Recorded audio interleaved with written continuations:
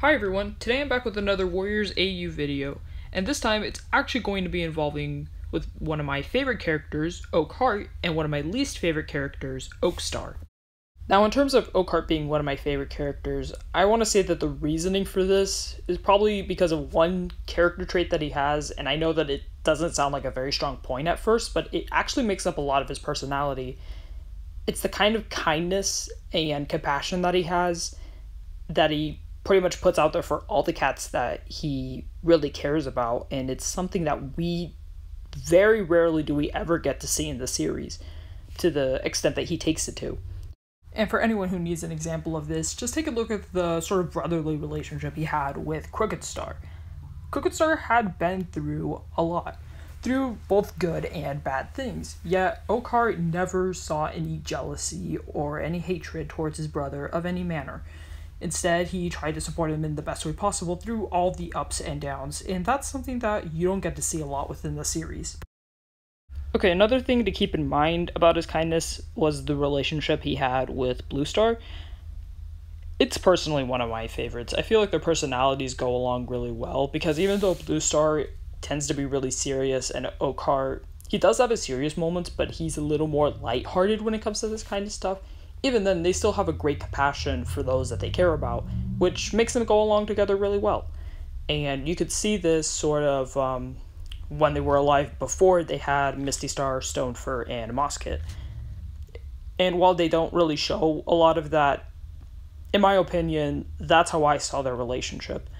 Now, keep in mind that by the time Bramblestar realized that she was expecting Oakheart's kids, she goes over and tells him, and she's really worried about the situation because, well, we don't know.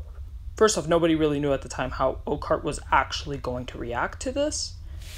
And also, Bramblestar doesn't want anyone to get suspicious about her being in a forbidden relationship, because this would pretty much ruin her reputation of ever being a leader. And this is something that she had been looking forward to for nearly her entire life.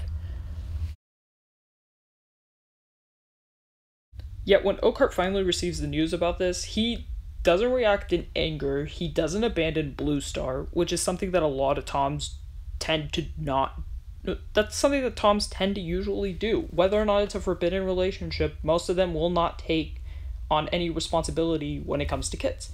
Yet, Oakheart tries to find every way possible to still make sure that he and Bramblestar could still be in a relationship, or that at least they can have their kids without any of them getting in too much trouble. Now keep in mind that Oakheart actually gave Bramblestar a lot of choices. He offered her a place in RiverClan. Despite only being a warrior, he was probably going to find a way to keep their relationship and their kids alive. But Bramblestar didn't necessarily like that idea because she wanted to become a leader someday. So then Oakheart decides that, okay, well, if you can't move to RiverClan, then can I move to ThunderClan? And honestly, that's something that was a huge shocker for me. That's something that I may have only seen twice in the series, 2 to 3 times, maybe. And even those scenarios weren't necessarily the same as what we see here. So that's a huge sacrifice he's making. And I mean, it really just shows how compassionate he is and what he's willing to do for those that he really cares about. Unfortunately, Bramblestar also decides that she's not going to be taking that offer, and that instead she's going to raise the kids by herself, which, that must have broken his heart right there. I mean, we could see how hurt he is by this, but he doesn't let this anger, or he doesn't let this sort of sadness take the best of him. He still tries to be a good warrior afterwards. And luckily he does get his kids, just not in the way that he expects. Now eventually, by the next winter, Bramblestar does end up taking her kids to RiverClan, or at least she tries. Unfortunately, Mosquet ends up passing away during that time. And eventually, Misty Kid and Stone Kid get there, and Oakheart does accept his kids. And he tries to be supportive of Bramblestar when figuring out that Mosquet unfortunately passed away through that process. So, again, he's really trying to show the best of his compassion towards those that he cares about, which at that time were his mate and his kids. Okay, now continuing on to one of my least favorite characters, which is Oakstar. And now before anyone gets confused, Oakstar is a different character from Oakheart. Oakheart lived up until Into the Wild. Oakstar was only alive during Mapleshade's Vengeance and a small portion of Pine Star's Choice. And the reason as to why he's one of my least favorite characters is because he does a lot of things that weren't right, and yet he gets away with them without any type of punishment at all. Now, for anyone who may be confused as to what exactly he might have done, I'm going to explain my point of view as to who he is, because he's more of a supportive character slash a background character in terms of some of the stories, so he doesn't have a lot of information towards him. So, first off, I believe that he is the actual reason, or the biggest reason, as to why Mapleshade's kids ended up dying on that day that he exiled them. I don't think that it was much of Mapleshade's fault, or even Ravenwing's fault, and I'll explain that. So first off, I'm a little surprised seeing how many people tend to blame Ravenwing for the death of Mapleshade's kids. Which, I mean, I could see that, but believe it or not, he doesn't play as much of a big role within their deaths as most people would think. Ravenwing was the one to receive the prophecy, yes, but keep in mind, first off, he's probably a really young medicine cat. As far as we know, he had probably been trained to be a medicine cat for not a very large amount of time. His mentor ended up passing away less than 3 months ago. He's fairly new to what exactly he needs to do, and he's probably very stressed as well. And in terms of receiving prophecies and stuff like that, that's a big part of his job. And keep in mind that with experience or no experience, part of a medicine cat's job is to spread the message of prophecies that they feel is needed to know within their clan or even the rest of the clans. And considering how this was involved with Mapleshade and her kids, most of the time, if a forbidden relationship were to happen, a lot of medicine cats wouldn't have the need to receive a prophecy about them, but if Ravenwing did, it clearly must mean something important, so it's part of his job to go on and tell Oakstar. So in a way, he didn't have that much control over whether or not Mapleshade and her kids were going to get punished, let alone pass away. On the other hand, Oakstar did. Oakstar, as a leader, yes, it is his responsibility to punish cats that he believes need to be punished. But the thing is, he could have decided on the punishment. It didn't have to go to the point where he had to exile them, which is a personal frustration to me, because exiling Mapleshade's kids, the only way how they were even connected to the entire scenario was because they were basically evidence that Mapleshade and Apple Dusk were in a relationship. And I could see how he's mad at Mapleshade, but taking it out on the kids, in my opinion, just wasn't fair. And now before anyone starts pointing fingers at Mapleshade that she was the one who in fact got her kids killed, I want you guys to think of the scenario that she was in when she had to get her kids out of ThunderClan and they had to move anywhere else. Keep in mind that there were only 3 places that they could have gone to for shelter, which would have been RiverClan, ShadowClan, and the Two Lake Place. Going to ShadowClan probably wasn't the best option for them, and that wasn't just because of what kind of personality ShadowClan could have had, but because keep in mind that what separates ThunderClan and ShadowClan was a Thunder Path, and at the time, ThunderClan did not have a tunnel that would go to ShadowClan. So the only way how they would be able to cross would be through the Thunder Path, and that actually could have been a worse death for her kids than crossing the river. That probably would have ended up on a much worse scenario. It's more dangerous than even the river itself during flooding season. Now, going to the Two Lake Place. First off, a lot of people would think, okay, well that seems safer, right? Well, that's not necessarily the issue in this scenario. The issue with Mapleshade looking for a place, she would have wanted it to be in the clans, because she didn't have anything against all the clans. She only had something against ThunderClan at the time. And besides that, a lot of people need to remember that becoming a kitty pet within the clans, that was a huge no-no for everyone. That's something that you just don't do. That was something against the warrior code, and becoming a kitty pet brings on a lot of stigma, and it brings on a huge punishment if the rest of the clans were to find out. So Mapleshade couldn't have taken her kids there anyway. And besides that, Oakstar ends up attacking that place 3 years later. Imagine what would have happened to Mapleshade and her kids if they ended up moving there and certain ThunderClan cats were to realize that's where they were hiding all along. So RiverClan was kind of their only option. And before anyone brings up WindClan, WindClan is actually pretty far from ThunderClan, so that wasn't much of an option for them. Now, another thing that Oakstar also did was he was also the cat who pretty much attacked the two-leg place. Now, I understand why he ended up doing this. There were a lot of kitty pets who tend to go around ThunderClan territory and on occasion would hunt there. But the thing is, they're not doing this to purposely get ThunderClan mad or anything like that. They just assume that it's pretty much free land and free space for cats. But they don't really find out that it's actually ThunderClan territory until, unfortunately, it's too late and they end up getting attacked. Luckily, most of them end up learning their lesson. The thing is, even though Oakstar is probably sick and tired of doing this, going on to attacking the two-leg place and attacking every kitty pet in sight, I'm hoping you guys understand how many flaws there are to that situation. Most of the cats who lived in the two-leg place were probably innocent and probably didn't know anything about what was going on in the forest, let alone knowing that there were a giant group of feral cats living there and who actually had a problem with them doing all of this. So most of the kitty pets there would probably get attacked for no reason. Another thing, ThunderClan probably doesn't know which specific kitty pet or kitty pets were the ones entering ThunderClan territory. So most of the cats, again, that they would be attacking would most likely be innocent. And there's a good chance that even the cats, that just all the cats there, they wouldn't even be able to find the ones that actually end up going into ThunderClan in the first place. So in the end, really, Oakstar isn't doing something that would be necessarily heroic. He's just attacking a lot of innocent cats. Now, one more thing I have against Oakstar is that he may have actually been the cat who started this sort of war between ThunderClan and RiverClan.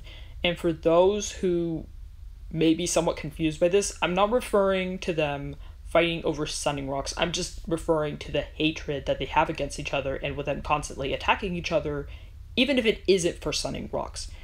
Because, okay, I know that apparently the story behind Sunning Rocks is that at one point it used to be an island, so that RiverClan was the only one that was able to get to it. But then it eventually became part of ThunderClan territory because that part of the river dried out. So now they fight over it to see whose it is. I've checked that, and that's not actually how it happened, apparently. So I feel that considering Oakstar's personality and considering how easily he ended up attacking the two-leg place, I wouldn't be surprised if Oakstar thought that his clan was somehow better than RiverClan's, or he decided to actually start up some kind of warfare, or just this whole entire war between ThunderClan and RiverClan that lasts much longer after his death, and it ends up going to the point where it doesn't end until the clans actually move away from the forest territories to the lake territories. And for anyone who wants about how many years this was, I want to say that this war ended up lasting over 20 years.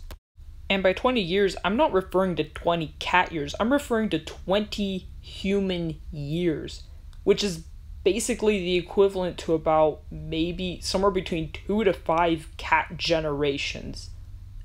That is ridiculous to have a war going on for that long in the Warrior series, and I'm not sure what exactly would be Oakstar's motives for this, but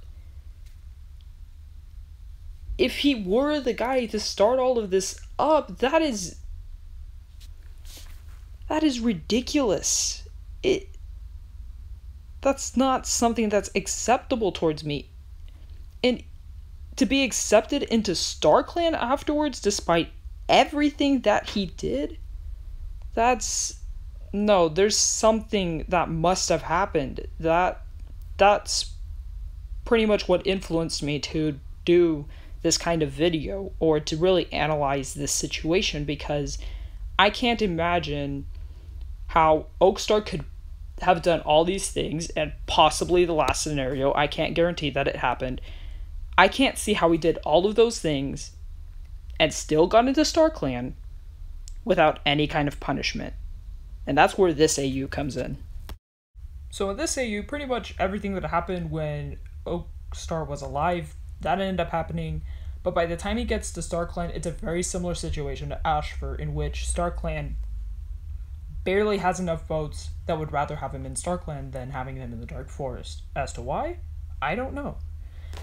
And anyways, they go up to him and they tell him that StarClan had given him just enough mercy for him to stay there. But even then, they're still debating about his presence. So they're telling him that maybe they would change his mind if he did a little favor for them, which would be for him to get reincarnated. Now, I know that reincarnations within the Warriors series usually tend to be more of a reward for cats who have done good things. For example, Cinderpelt never got the chance to be a warrior, yet she ended up becoming a really good medicine cat, so they allowed her to be Cinderheart. But I feel like in a way, it could also be used to teach cats a lesson, specifically to Oakstar, who needed to learn that being a warrior, or just really being a good cat to the clan or clans, didn't mean about fighting. It doesn't mean that they needed to fight all the time.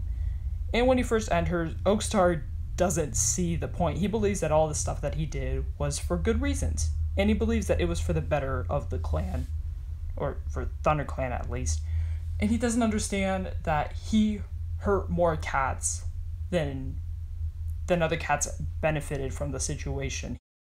StarClan decides that there is no point in trying to convince Oakstar of this scenario, so they allow him to reunite with his family. He finally gets to see his son and his daughter again, which are Birchface and Frecklewish, and during that time he also gets to meet Appledusk, the cat who just happened to kill his son. Now, Birchface and Appledusk have forgiven each other because, well, they realize that they were in the heat of the battle and, well, accidents tend to happen, so it's not that anyone could have saved him anyway. So while Oakstar does hold some resentment towards him, he eventually learns to move on from it. But there were a few cats, or should I say kits, that Oakstar just couldn't move on from, and those were Mapleshade's kits. It turns out that they ended up going to StarClan on the date that they died, which also happened to be the day Oakstar exiled them. And let's just say this doesn't bring back some very good memories, because it reminds him that because he exiled them, it caused the death of the kits. When he first gets to meet the kits, it doesn't bring back the best of memories to him, but luckily he's able to push them away for some time. Unfortunately, over the next couple of years, cats who were affected by his actions start passing away, and most of them enter into StarClan. Now, because of this starts bringing back a lot more guilt towards him, and it goes on to the point at which he can't take it any longer, and he finally realizes what he actually did during his lifetime.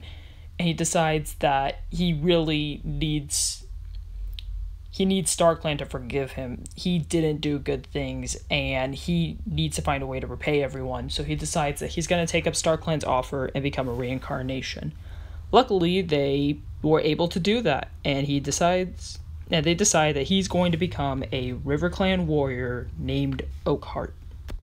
Now, reincarnations do work a little oddly, so rather than Oakstar and Oakheart being the exact same cat, it's more of that Oakheart is one character, Oakstar is another character, and both of these characters have suddenly been combined to be the living Oakheart. Now, Oakstar knows that he can't make the same mistakes that he did in the past, so he does a couple of things a little bit differently. Rather than entering into every fight possible, he tries to look for ways to solve things through a different lens, I guess. He tries to be more compassionate, he tries to be more kind, and luckily he's able to do this fairly well. And luckily, by the time that Oakheart passes away, both Oakstar and Oakheart will not be the same cat when they once Oakheart dies. Instead, Oakheart becomes his own spirit, and Oakstar returns back to the way he is, and luckily, StarClan forgives him.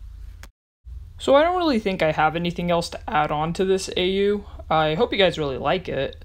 By this point, you guys can leave any suggestions down below if there is another kind of Warriors AU or headcanon that you guys want me to talk about. I actually have an AU about Birchface if you guys want to listen to that, but it's a bit longer and definitely more complicated. But if there's any sort of topics or suggestions that you guys have in mind, please let me know.